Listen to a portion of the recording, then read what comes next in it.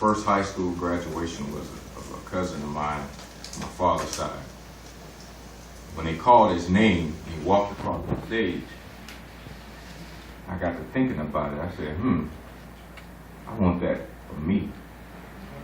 I wanted them to call my name.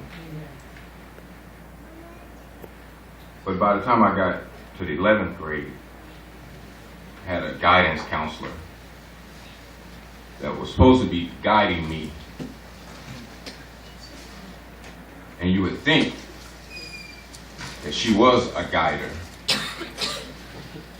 because she was black.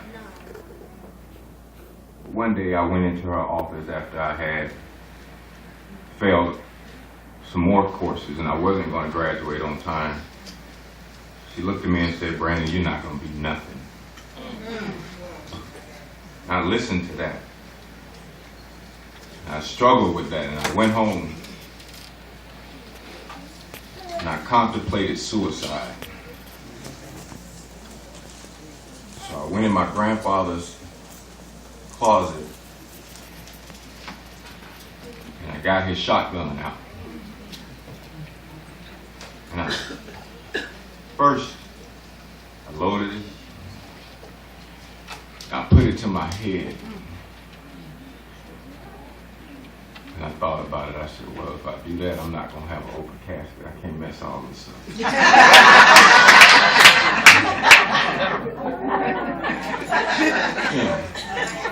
Stuff running through my head all at the same time. I was crying and snotting and praying and didn't know what to do. So I sat there and I put the gun to my chest. Before I got ready to pull the trigger, this cloud came into my grandmother's room. And I would get home before she would. I was raised by my grandparents. And I would get home before them. And our house is an old house. I had to go through her room to get to my room because I had the add on. So went on in her room and I got the shotgun. I put it to my chest. And this cloud came into the room. And it was just as if God came in.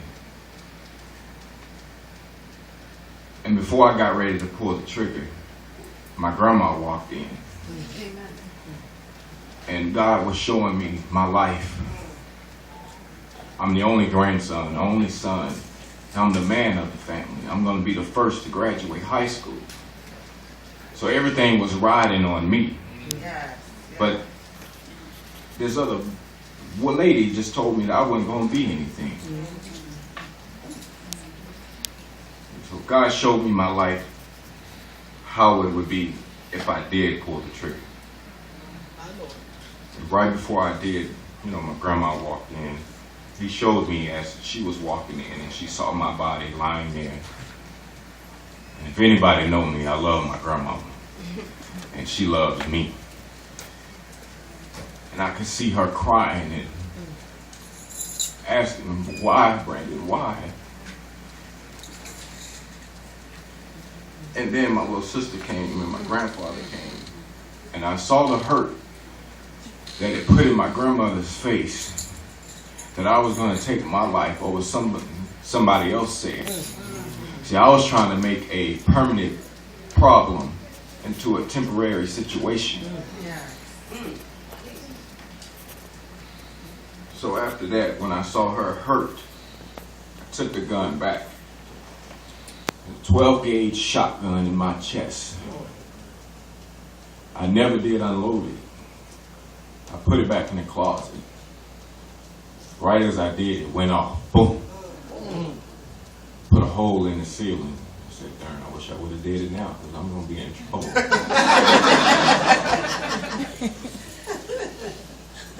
A couple hours later, Grandma came home and my grandfather came and they saw the hole in the ceiling.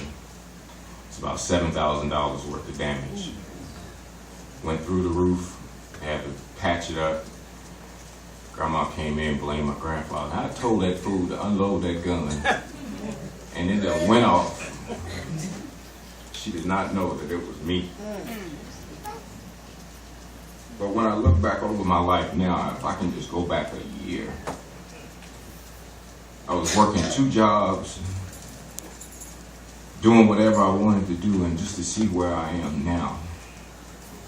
Stepping into another realm of manhood, becoming a father, soon become a husband. I've been a brother, I've been a friend, I've been an uncle, but I've never been a father. I've never been a husband. I never had a job. I never left Nashville. And now to be in a whole different atmosphere. I was scared. I said, God, you can't, I don't want to leave. I don't want to leave my grandmama. Don't want to leave my house. So I sat there. I got up and I left. And here I am now. And I can only thank God for where I am. Amen.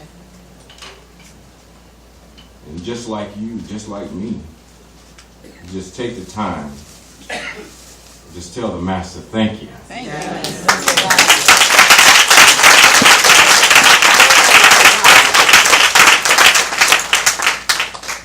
Y'all just bear with me. Just tell the Master, thank you. Thank you, Lord.